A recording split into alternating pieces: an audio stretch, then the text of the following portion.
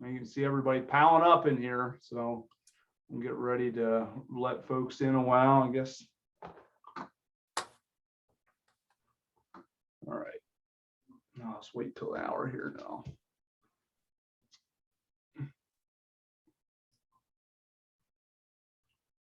Should be good to go.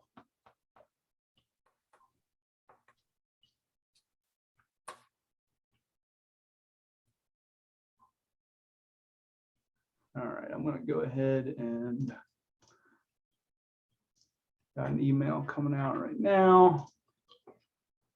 All right, I just sent out a mass email, and we'll come out in SNR, annoy everybody a little more. So get enough emails from Andy. All right. So I'm going to go ahead and start admitting folks, and we can get ready to get started here a couple minutes after now.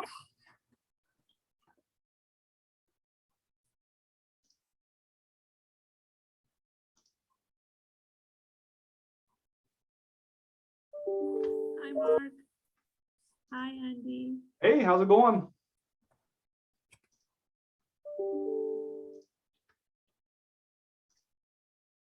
Hi, Annie. Oh, hello. Hey, how are you? Good. How are you? Good, good. Glad I got in just in the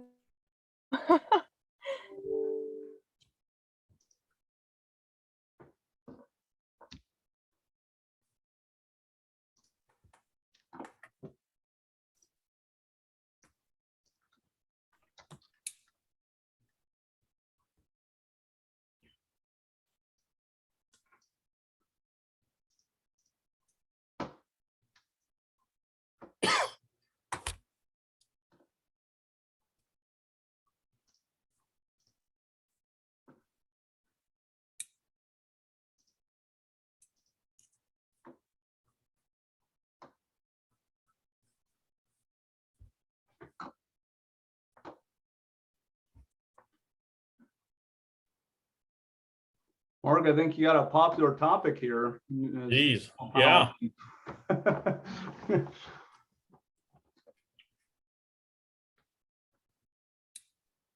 You like a big audience. All right, we'll go ahead and get started. I know there'll be a few folks that'll probably trickle in here. We'll go ahead and get started. So first off, well, thanks everybody for coming out to the SNR Coffee and Conservation Hour. For those who don't know, my name is Dr. Andrew Little. I'm an assistant professor and also the leader of the Applied Wildlife Ecology and Spatial Movement Lab here at the University of Nebraska-Lincoln. The SNR Coffee and Conservation Hour is truly designed to help university faculty, staff, state, federal, NGO employees expand their knowledge and awareness of natural resource conservation efforts across the state and beyond. The typical structure of this meeting is approximately 15 to 20 minutes or so for the presenter, followed by 40 to 45 minutes of discussion with the audience. So kind of the opposite of a typical seminar series. We hope you find this meeting really beneficial as we partner together as a conservation community to achieve landscape level conservation success. So a quick few reminders. Last month's presentation by Dennis Ferraro was recorded and available on the SNR seminar webpage, as well as the Applied Wildlife Ecology and Spatial Movement Lab website. Next month's speaker, October 26th, will be Michelle Cook, who is the Assistant Division Administrator of Nebraska Game and Parks Commission. And she'll be discussing in-stream flow and the focus on securing water for wildlife. We also welcome your feedback today on today's meeting, as well as general input in the Coffee and Conservation Hour. So check out the chat here shortly for a Google survey link you can take and provide us some additional feedback. And with that, I'm going to introduce our today's speaker is Dr. Mark Vertiska. He is his presentation title is Potential Changes Coming Down the River, Lease Tern and Piping Plover Conservation Along the Platte River. Dr. Vertiska, he is currently the wildlife management specialist here at the University of Nebraska-Lincoln. He previously served as a waterfowl program manager for Nebraska Game and Parks Commission in Nebraska.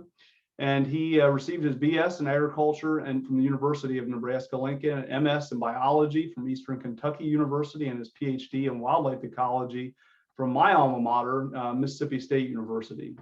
His interests include all aspects of waterfowl ecology and management, including human-hunter interactions with waterfowl and wetland conservation and management. And so with that, I will turn it over to Mark. Thanks, Andy. And I think the way that goes is you got your degree from my alma mater.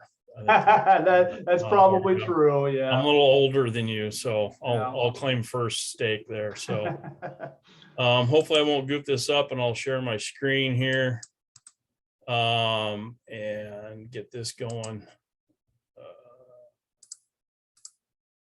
Hate to give you the last thing there. Again, I appreciate everybody showing up today. And hopefully we can learn a few things and discuss a few things here.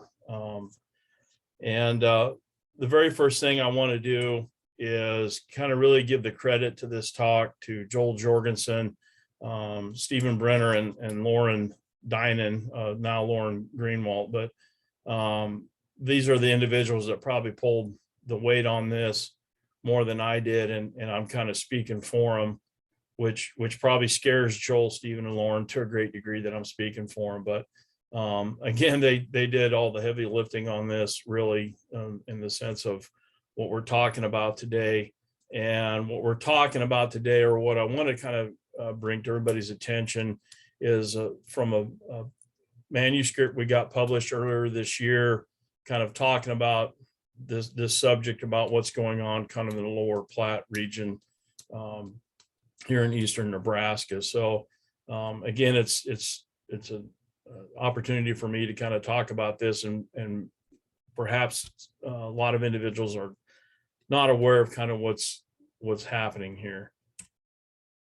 Just for those that may not be all that familiar with the two species that we're talking about today, and I'll probably just cut it short and call them plovers and terns just to kind of make it simpler.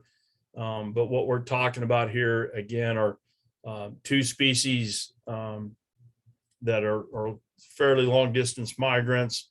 They have kind of these subpopulations across North America. And again, terns may go a little bit further south in the wintertime than a lot of the plovers do. They feed on a couple different things. Plovers are getting after those inverts and the bugs and so forth, where at least terns are confined to small fish. A little bit difference in nesting habits. Plovers a little bit earlier in the year, typically late April, early May.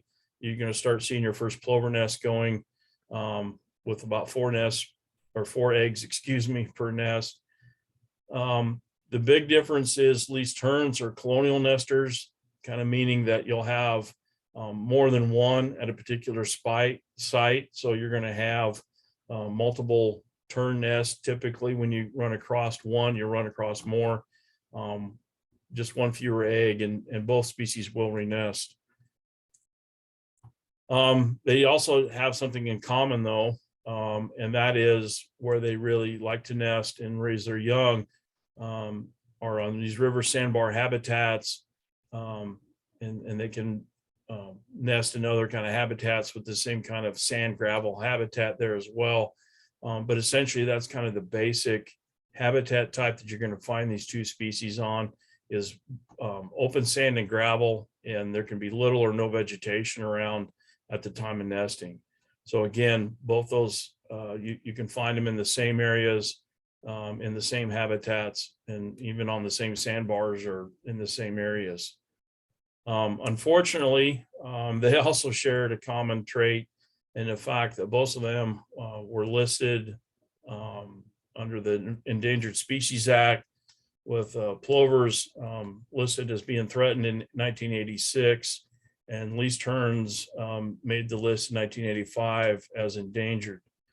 One of the things that has occurred here recently, the status of least terns changed in January 2021, where they actually went off the endangered species list. We'll kind of circle back around to that, but again, kind of one of those milestones, if you will, of the species in terms of recovery. Both species are still state protected here in Nebraska. So even though they may be off, or the least terns off the federal list, it still is state protected. And as probably most people could probably guess, when we're talking about the Great Plains system here, these listings were, due to changes in habitat and changes to those big river systems. And as we all know and can see, these systems have been altered with the flows, dams going in, diversions of flows out of there. We have in species or invasive species coming into some of these areas. They've been channelized. I think we all know again how some of these river systems have really been changed since historic times. And again, all of these have had impacts on this kind of creation of these sandbar habitats and the deposition of sand in the rivers. And kind of where we're going to today and kind of talking about this is these two species also share something in common, is that they started to use some novel habitats or alternative habitats here in the lower Platte River system. And which is kind of unique if you stop and think about endangered species. They, typically they are not using kind of a new kind of ecosystem or find different habitats. Most of the time threatened or endangered species are kind of tied to that one particular habitat. It's kind of maybe a lot of times a narrow niche. So it's kind of unique for these birds to discover this alternate habitat. And actually what we've kind of seen a little bit, at least here in the lower Platte, is maybe a little bit of a redistribution of these species from these river habitats to these novel systems or these off-river habitats. This redistribution has been a little bit of a debate, and mainly because, for one thing, these off-river sites typically are not as productive as in-channel or on-river sites. So you have fewer nests, probably lower nest success, lower chick survival. And I think everybody recognizes again that these are novel habitats and they're not the real, quote, the real deal. And these off-river sites, again, even though they support nesting birds, we're really not getting to the crux of the problem where, we're not fixing the habitat. We're not going back in and restoring these natural river systems. So again, it's kind of recognizing a little bit of a debate about these birds using these off-river sites. Nonetheless, they're using them. Here they are. So they still provide habitat. These birds are going to continue to use them. And probably the other thing we all recognize in terms of these systems being degraded is the fact that we're not going to, tomorrow, we're not going to fix the lower Platte River. So again, in terms of looking at these sites, there's still a lot of utility to these sites. And again, some of these sites can be fairly productive and produce some birds. So we still need to consider these and still look at these off-river habitats and their utility and how they fit into the bigger scope of things. And kind of the crux of what we're going to talk about today, though, is that we're starting to see these changes in these off-river sites. So we've already seen kind of the natural river system and function kind of go away, which has caused some problems with these birds. And now we're seeing these off-river habitats, which they've kind of shifted to a little bit. Now we're seeing some changes there that's going to cause some problems potentially down the road. So what we wanted to do was look at these off-river sites, and there's a couple different types that I'll go through here and just kind of look at the number of the size and their changes over time here, and kind of look at the current trends in these site types and how that's going to affect future habitat. And then again, to see how these are going to affect terns and plovers in this region down in the future here. So what we're talking about when we're talking about the lower Platte, for most people that are from Nebraska here probably recognize the lower Platte and where I'm talking about. For those that don't, what you're looking at here is the Lower Platte River. And if you're familiar with Nebraska, and it's not included on this map because it would just be this huge blob right here.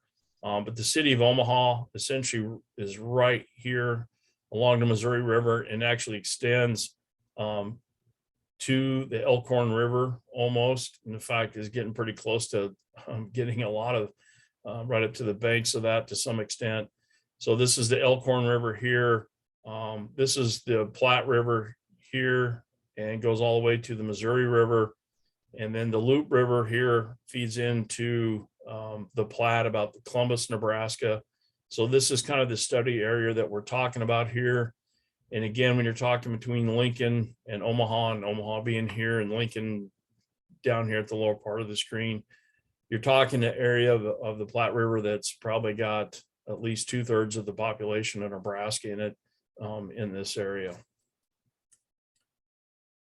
One of my responsibilities as the coordinator of the Tern and Plover Conservation Partnership is to monitor some of these mine sites that are going in along this area from the Elkhorn, Loup, and Platte River systems. They occur kind of intermittently from the lower part of the river down here to the upper part. And we've been doing that for a few years right now. And basically, this is a pretty unique partnership. One of the things that has occurred with these, and again, kind of maybe a little bit of the debate, but also why we still need to monitor these off-river sites is the fact that mine activities, and as we'll see down the road here when we discuss site types, housing developments, we've seen some kind of disruption of these birds nesting, and just the implications of that to those mines or housing development in terms of fines and so forth with the Endangered Species Act.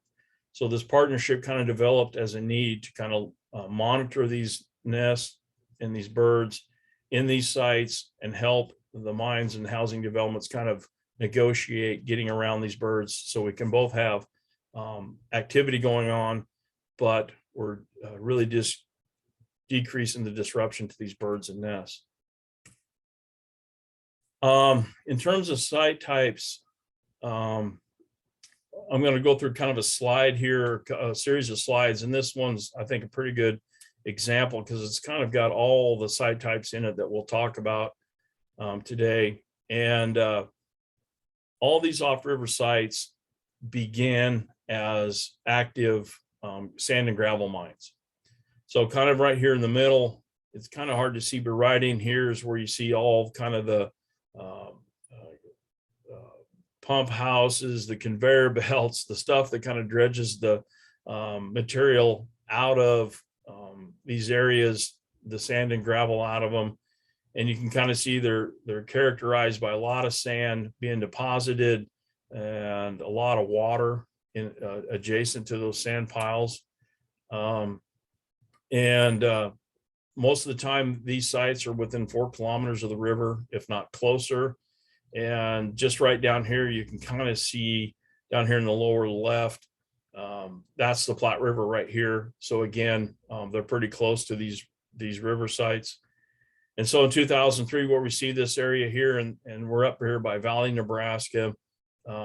Again, this is operating. You see sand being deposited in various places around here. This one was an old site, and we'll talk about that a little bit. And you can kind of see some changes going on here in the upper right in a little bit. And that's just a matter of 6 years later. What we've seen is some of these sites now that were active have become maybe a transition site. So basically they're not pulling sand and gravel out of this area anymore. They've kind of shut down the operation a little bit. And what you can kind of see is some of these areas become a little bit more vegetated in certain parts, but you still have a lot of sand out there for these birds to nest in. You can see this one, if you go back up again, started that way. And now it looks like this. So now this is an active mine. And again, you're starting to see the sand and gravel starting to be deposited here. And this side hasn't changed much right down here. Keep pointing that one out. And there's a little bit more transition going on here. And actually, again, you're starting to see this active site, again, more sand being deposited. This one's kind of transitioning now. As you can see, the equipment for the sand and gravel operation is gone. And what you can see is this nice road system in here. And what we're seeing is kind of transition from a transition site into a housing development. So you can see the road system, the cul-de-sacs going in, and this is kind of the start again of a housing development. And then again here, just last year, when you look at this site, you can really see the houses starting to pop up all over in here. And even right now, there's even more than that, just a year later. And what you can see here, again, this is still being operated, although I think last year it may have just stopped. And this site has just changed. If you notice down here from even the previous one, how much vegetation was in this site, even though there's a little bit of a road system in here. Now what we're seeing again is kind of this transition site, if you will, from being inactive, and now it's going to become a housing development, and has started that way. But what's happened is, to get this in the stage for housing, they've cleared off all the vegetation, and you got a lot of nice sand out here for these birds to nest. And what you can have too, and where these end up at, is what we've called defunct sites. Defunct meaning that there's not going to be any vegetation, or excuse me, not any nesting by either species on these areas. And defunct sites can be those that have a lot of vegetation on them, like this one was at some point. And or they can become these housing developments like this one over here on the far left, where actually there's very little sand and no nesting habitat available there. And this one maybe should be considered inactive, is what this should be, not defunct, but it's kind of an example of that, where you have vegetation in there. What we're seeing now, and the big change that we're seeing traditionally in those, like the previous slides, what you've seen is a lot of sand being deposited out near the lake, a fairly big footprint created by these sand and gravel operations. So there's a lot of sand, a lot of water, and they kind of actually make a fair bit amount of habitat, if you will, if you look at it from the amount of sand out there. And what we're seeing now with these modern sites, so to speak, or modern mines, is that the way they're starting to deposit sand and store sand is a lot different. You do not see as a big a footprint on the landscape as you do with the traditional ones. They're starting to kind of stack up the sand a little bit more in terms of that. So you have kind of these big mounds of sand, rather than having them kind of push it out into the water and kind of create actually better nesting habitat. You're probably not going to find any kind of tern or plover in these big, huge mountains of sand. So we're starting to see this change. And again, it's got to do with probably just the financial benefit of these mining operations. They can save a lot more money doing it this way. And they probably don't have to have and purchase as much property, or they can keep it around for a little bit longer than kind of the traditional mine sites. So what we did is we went back and used old aerial imagery and the information that we've collected over the years from going out there and monitoring birds and nests and talking to the owners of these sand and gravel operations.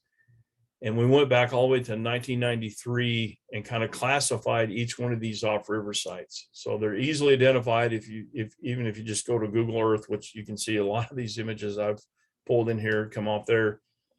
You can kind of take a look at them and kind of tell what stage they're in just from that. But again, we can kind of piece it together from talking with some of the owners as well as our site visits. And we classified them, each one of those, as either an active traditional mine, active modern, abandoned inactive, these transition sites, and then lakeshore housing developments, and then finally these defunct sites. So again, there's 6 different classifications that can fall into.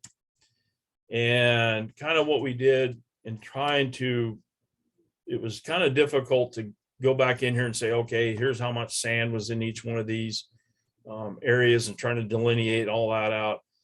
And plus what we found with some of these, and I'll go back up here real quick, for example, and I think this one, even this site in particular, or one close to it, you can actually have some of these birds nesting like right along these road systems and so forth. They may not be out here on the edge of this sand near the water. They can be in here.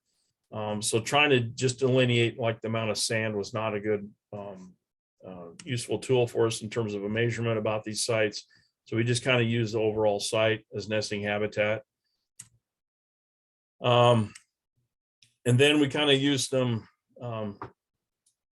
multi-state modeling to kind of look at the lifespan and how these sites transition over time. And so one thing, all these sites begin as some sort of active mine site. So that's how they begin, all of them. And an active mine then can become an inactive or transition site. From those inactive ones, they can move to a transition or defunct site. Transition sites then can become housing developments, and then finally housing developments can become defunct. And then finally, if you go to the defunct stage, it's over. You're not going to have, probably without some sort of major catastrophe, you're not going to back up the chain, so to speak, to some sort of transition site or anything like that.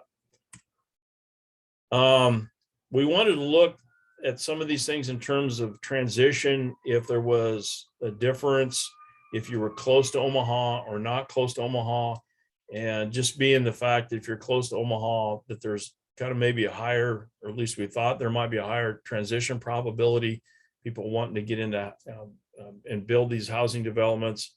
And then we looked at the size of the mine itself. And so we looked at these kind of different models using Akaiki's information criterion and how they ranked out.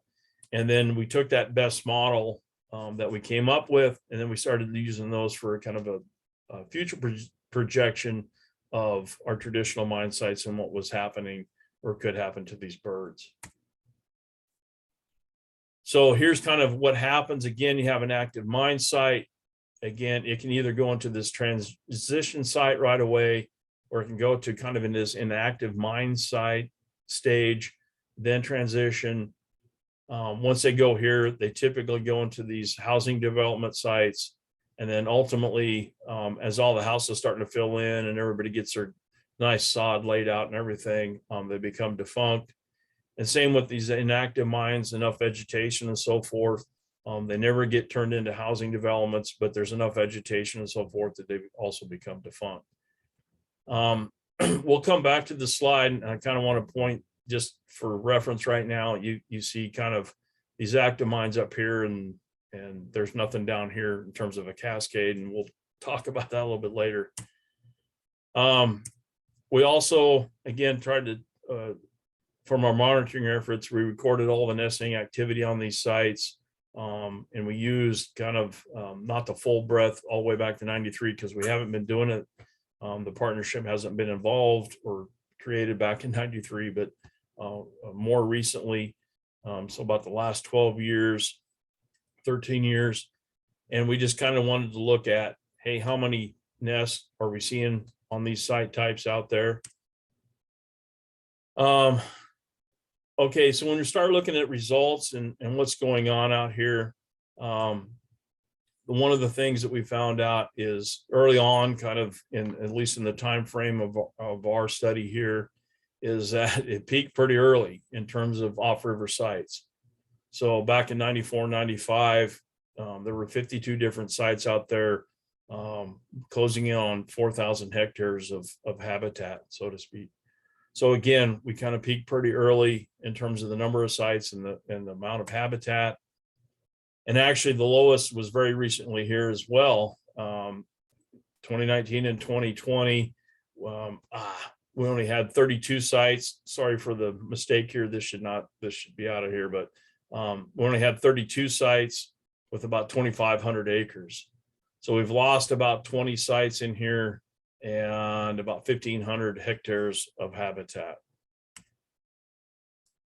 So when you start looking at kind of just where we're going, and since the start of this, or the time frame again that we looked at from 93 to current, you can kind of see these traditional mine sites really decreasing in number. And we really didn't, probably the other trend you're seeing here is this gray line right here, where you're seeing these modern mines starting to increase a little bit more. It's hard to kind of pick up a real good trend or anything with the housing developments, transition sites, or inactive mines. But you're definitely seeing this traditional mine site type go down, and you're starting to see this pick up in modern, and you can see it here a little bit better, where you're starting to see this increase and decrease between modern and traditional. And again, when we go back to the start of this study, you're looking at this, again, in 1994, we only had one modern site, but right now we have 10 in 2020. So again, we've started to see this increase. And again, what you've seen pretty much in terms of those trend lines. From 2008 to 2020, again, we're finding a fair number of nests on these sites.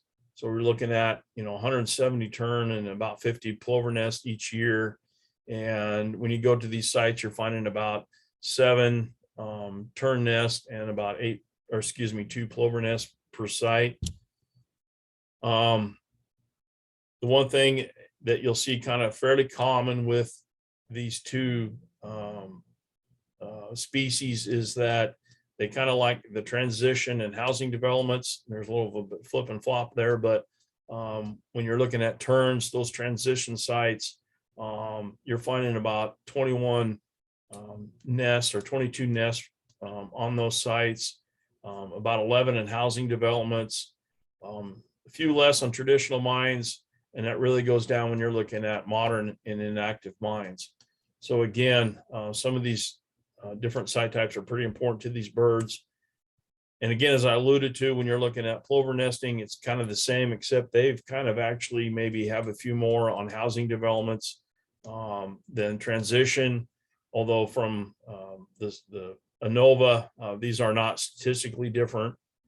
So, but these two sites are different from the rest of them in terms of modern or traditional mines, and inactive mines, you have very little nesting going on there. One thing that we have not observed in this time period is these modern mines actually being converted to any sort of transition site or housing development. And actually 4 of these, of the 14 that we've had, have went defunct. And I can't recall necessarily how they've went defunct, but if you recall, again, this graphic that I was alluding to before, again, we have these active traditional mines going through kind of this cascade effect. Again, the reason you don't see this with active modern mines is we haven't seen any of this going on really, except maybe just straight down to defunct. So there hasn't been kind of this movement down through these various site types or stages, if you will. With the traditional mines that we've had, we've got about a quarter of them are still operating and still going. You've got a quarter of them that have become transition, and about half of them have become inactive. And most of these inactive sites have become defunct. 3 of them are still remaining inactive, and we've had actually 1 go into this transition state again. When we're looking at lifespans of these different site types, and maybe as you would expect, the transition sites don't have a very long lifespan. Once they get to that stage, typically, again, what they're going to do if they're in that transition stage is they're going to be developed into lakeshore housing. And so you can kind of see it don't take very long, a couple years, they get bought up and development starts. And then again, just as a reminder, when you're talking again, where most of the nesting occurs is in here in these transitioning and housing developments. Again, inactive, they're not around very long, but again, there's not a whole lot of nesting activity on inactive sites. Even though we thought we seen and the top model did have kind of this increasing size, kind of actually slowed down transition probabilities a little bit. What we're really probably seeing out there that there's not, when you're looking at this AIC and all the statistics around that, we're probably really not seeing a big influence of size or river mile on how these sites transition. And again, what we're seeing, and again, kind of how this all works is when they become transition sites, then they're probably getting ready to become a housing development. And that's where we're seeing our highest transition probability. Again, we have these remaining traditional mine sites. And when we're starting to project that out in the next 25 years, what's going to happen to them? Probably, 2 or 3 of them are going to remain active in that projection. And then probably 2/3 of them are going to become defunct. So either they're probably going to eventually end up in a fully, developed housing development out there with no nesting habitat at all, or again, they're going to become inactive with vegetation and so forth and provide no nesting habitat. So where does that leave us?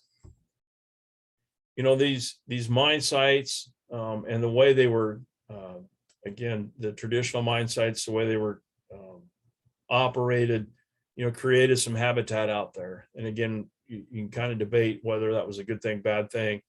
But now what we're seeing is kind of that, if you will, the relief valve from these birds moving from the in channel or on the river sites to these off river channel sites is also changing. And so we're going to start seeing, and what we believe is going to see is a kind of a decline in these off river nesting sites in the future. So these birds are already taking a hit with losing some habitat in the river. Now it looks like they're going to be taking a hit off the river. And again, one of the things is just from just the mine site itself, when you're talking traditional versus modern, again, we've always had a lot more birds on these traditional mine sites using them than the modern. And again, at this point, we know that kind of these traditional sites have become transition sites and then housing developments, still providing nesting habitat. And right now, again, we haven't seen that in terms of modern mines at this juncture. And again, when we start talking about decreases in this off-river habitat, it can affect these birds. It affects them a little bit differently, but both ways in terms of what species you're talking about is not good. Again, with these least terns being colonial nesters, you're just going to have fewer sites out there that they're going to find, and nest site availability is going to be affected. And it's kind of an example here. If we go back to 2019, and most people from Nebraska will recall that was the year of really bad flooding along the Platte, Elkhorn, the lower Platte River system itself, as well as a lot of other places in Nebraska. But again, we had major flooding that kind of inundated some of these areas, and actually even up here, what you can see in the top of the screen, this is a housing development that was actually kind of one of these sandpit areas to begin with. And again, a lot of these areas got inundated as well within our study area. And so when we went to our mine sites to monitor in 2019, we found a total of 16 tern nests. Again, flooding really had an impact on that. And just a year later in 2020, we had and monitored 101 tern nests in the area. So again, a big, huge jump. And to give you an idea of how one site can affect that, of these 101 nests we found, about half of those were on one single transition site. So there was one of these sites that really held a lot of least terns, a big colony of them nesting there. And so again, when you're starting to reduce these sites, you're really cutting down on potential nesting areas for least terns. When we're looking at plovers, you know, again, they're going to be affected with fewer sites out there. They are territorial in terms of how many tern or plovers are going to be in a particular nesting area. And what we've seen and other studies have done is that when you have higher nest densities, you're going to have lower nest success and chick survival out there. So again, we're kind of maybe pushing these birds into smaller or the few remaining areas, and again having kind of the result of a decrease in recruitment by these birds.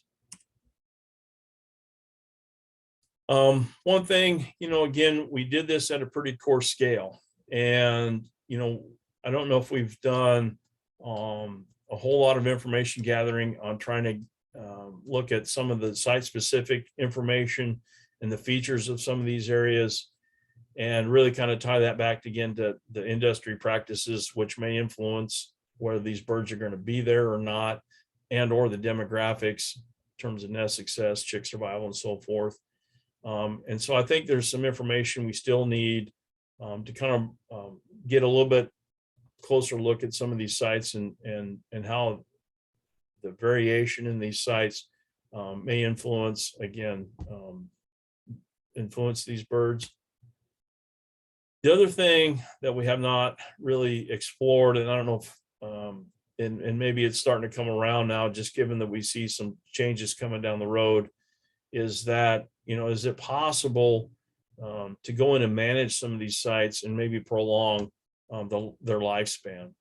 So for example, we have some of these inactive sites. Is there a possibility of going in there and manipulating some of those sites, again, maybe i.e. clearing vegetation or doing something with the vegetation that we can kind of maybe prolong the lifespan?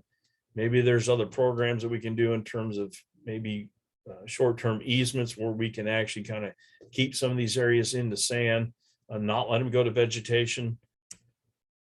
And the other thing too that I guess, and I don't know if I want to cry about it or not, but sometimes you kind of look at the Lower Platte river system, and it's a little surprising that there hasn't been a little bit more programmatic and kind of a higher level thinking and policy creation in this system, like you have seen for the Missouri in terms of plovers and terns and the Central Platte. And I think that's something that's been missing here for quite a while. And I don't know if that's going to be created here in the anytime near future. And again, I think we all recognize, or hopefully we all recognize, that the long-term solution here is going to be that river system function. That's what we're going to need to really kind of, again, keep this going and make sure, you know, terns are still off the list, and we can get plovers off the list as well. And there's some challenges coming here. I think everybody's, if you don't know this, it's coming down the road in terms of what water is going to happen here in the future. And I think we recognize in Nebraska, hopefully, again, a lot of us probably do, that there's some challenges coming up down the road in terms of water. And I don't think things are going to get any easier. And so again, when we're talking these river system functions, we're talking water. And I think there's some things that happen upstream from the Lower Platte River that are going to affect the Lower Platte eventually. So, and kind of the final thing is, just because it did get delisted this year, it does, and I bring this up because you see a little bit of change in attitude with some of the people that we've cooperated with, just in terms of they once they see the term going off the federal list, they kind of get excited that they don't have to, and they don't have to worry about terns anymore and so forth. And some of this, again, we've lost it. It's a good thing, bad thing. We don't want to see these species on the endangered species list in any shape, form, or fashion. Yet when it comes to being able to help with policy and so forth, because they're not there, it may make it more difficult to kind of create some sort of policy that protects these birds. So it's a change that perhaps we'll see in terms of maybe attitude toward these birds down the road. And finally, to wrap it all up, there's some more acknowledgements here, and for sure, Mary Baumberger Brown is one of those individuals that really has created, developed, or further developed, really blossomed the Tern and Plover Conservation Partnership to what it is today. And I got to think of all the technicians through the years that have been there, and probably a few of them are even on this Zoom today. And finally, all the partners that are included in this partnership and that we've worked with over the years. So Andy, with that, I'll take any questions anybody has.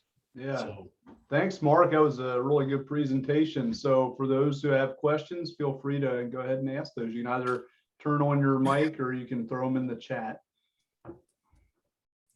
Mark Broman. Yeah, Mark, I, of course, did some of that tech work back in 88 and 89 in the summers, worked on both the in-channel and off-channel sites. Has there been any success at all in the in-channel the last couple summers, or has it all been off-channel? well, this is probably, and I didn't put it in here. One of the challenges we've had is just with the last couple of years, for one thing, our old nemesis COVID has really limited monitoring terns and plovers in the river, just because and I don't really need to talk more about COVID and what it does, but and then 2019, when you stop and think about it, yikes, that was a washout. And so we haven't done really in-channel monitoring really for the last 3 years, and that's something that I think we do in terms of one of the challenges we need is to kind of figure that out a little bit more and how that's going to progress in the future, Mark. So it's a great question, and I wish I had a better answer for you how that's going to proceed in the future.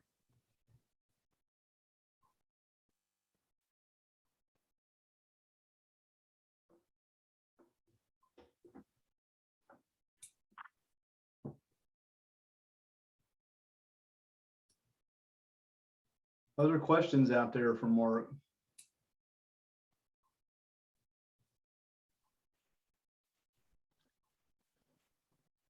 Sarah? Go ahead with Sarah first. I'll raise my hand like a gentleman. Great. Hi, Mark. Hey. I am wondering what sort of efforts have gone on to actually talk to the families that live in these housing developments about the program and just about the birds and sharing education or having them send in reports or anything like that? Yeah, we do produce an annual report, and we do send that to the housing development, that our contact with the housing development.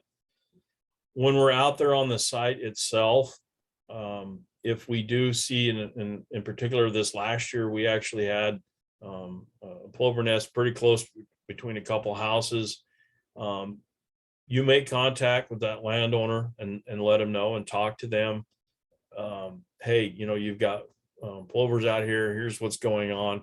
So we try to make as much contact as possible and let them know that they have this species here, and try to. You don't come at them with saying, "Oh, this is an endangered species. You can't go out here." Blah blah blah. But you're kind of trying to educate them to say, "Hey, this is a pretty cool thing. Here's these birds, and let us know if you have any questions or you see anything that's going on with these birds." So I think education in these areas with housing developments is crucial. And Sarah, honestly, you kind of get two reactions. Some people are really, fascinated by it and thrilled by it, and others they're not thrilled by it. Yeah, I was kind of curious what the reaction was, because I could see it, just like you said, that some folks would think that was really cool and, feel almost proud that they have that bird on their property, and others not at all wanting to be interested. So I guess Yeah. not surprised that those are the two reactions you get, but glad to hear that you guys do make contact with them. Yes, we certainly try to do that. See, Rich has his hand raised now. Not that you had to raise your hand, Rich, but. No, that's fine. No, it helps with the organization. So Mark, I couldn't tell from your map if the Loop Headwaters area was in your study area. I'm talking The about Loop that area between Headwaters? Genoa and Fullerton that has a tremendous amount of sand that they continue to pile for a maintenance effort. Is there anything? Well, one, I'm curious, kind of, does that offer much production, that given site, whether you analyzed it or not for this study? And are there other features like that around that are just also novel that you wouldn't typically look at? Yeah, we have, and actually we go a little bit, we go to about Genoa, Rich, is kind of where we go. And there's a big operation out by Genoa, just west of town there. And they actually, and I was so, I've been out there and I forget yet to take it, even though I got my phone to take a picture, because if you want to look at a mound of sand, they've got the record. I think it's huge. And it's a pretty unique site if that's the one you're talking about. And we do have and have had both terns and plovers on that site, and again, kind of various places. But it is unique, and you don't have kind of that replicated, at least through parts of that country at this point in time. We have had a couple sites on the out by Central City on the Platte River itself, kind of again more modern mine sites that we're starting to see kind of come into the areas that we're monitoring, and again they have nests as well. We don't go too much further than that just because logistics, we just can't handle it, unfortunately. And that's kind of the one thing that, again, we're tied to, kind of a restricted area looking at these sites. And I know there's probably other mine sites up and down the Loop Rivers themselves, and not just the main one. Excellent. Thank you.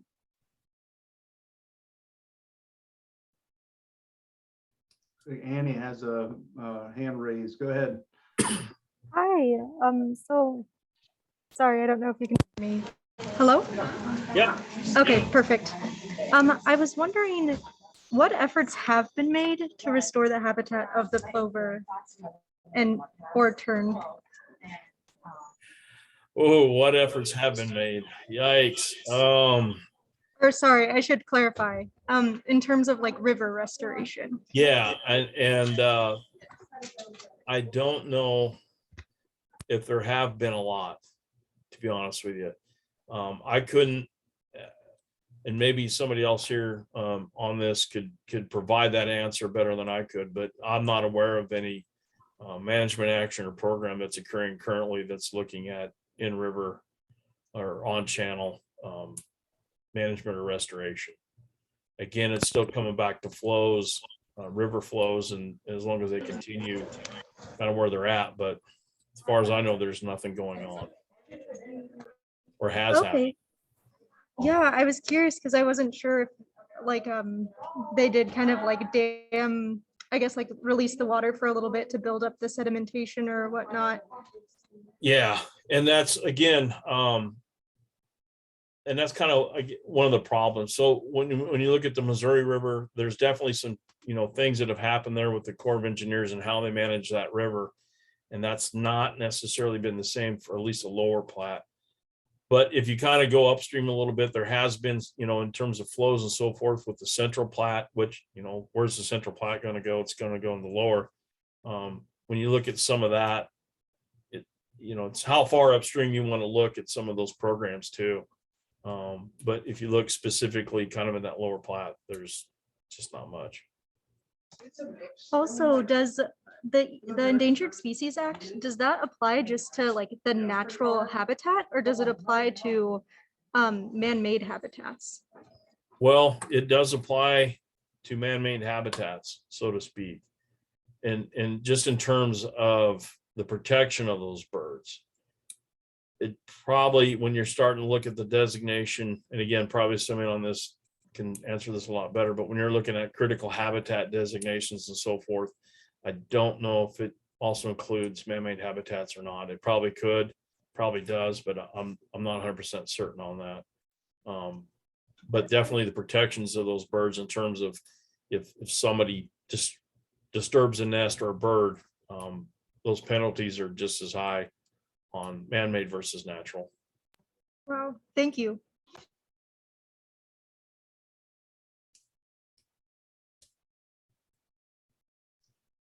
We have a few more minutes for questions before we wrap up here at about 3. If there's any more, or if Mark has any questions for the larger group.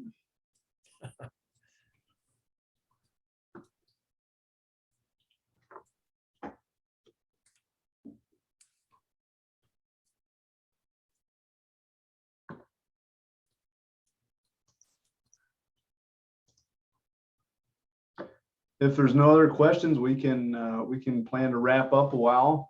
Just giving our minute here. If anybody has anything they want to add. One more thing, Andy, I think Yeah.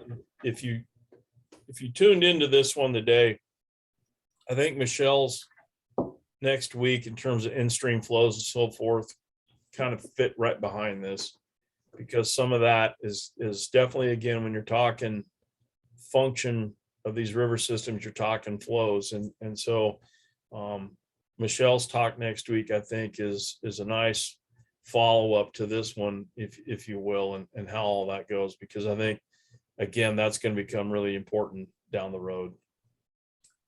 Yeah, that's a good point. Yes, that'll be October 26th. That'll be occurring. So yeah, definitely tune back in for that.